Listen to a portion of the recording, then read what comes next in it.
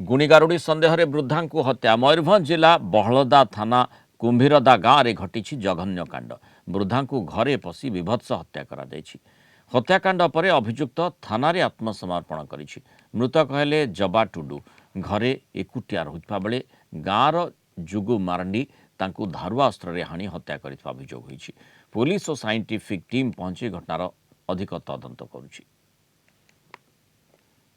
देखला बेड़ को से 7टा 7:30 बजे से बाहर नहीं देखल कौन है गला बेड़ को जो देखलु कबाट ये करके पछपट रास्तार जा देखलु घर भितर जुबुड़ अवस्था माने पूरा रक्ताक्त अवस्था सीटी पड़ रही। तो विशेष सूत्र खबर मिलला रायरंगपुर आमर आपणकर कौन टाउन थाना से सालेंडर कले ता ना हूँ जुगु मारांडी। हत्याकारी जदि हत्या करी माने कठोर कठोर दंड दिया जाए। 65 वर्षीय वृद्धा महिला को घरे पशि अति विभत्स भाव हत्याकांड होता बहलदा थाना case number 30/26 under section 103 clause 1 BNSS and 4 Odisha prevention of which hunting act रे हमर गोटे केस करा हिची।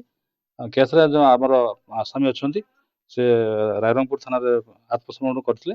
दीर्घ दिन हबो तांकर देह खराब थिला तांकर वाइफ तांकर निजर तो ताको से अंधविश्वास भावी सेटा हत्याकांड करथिबार प्राथमिक अनुसंधान जना पड़ुछि।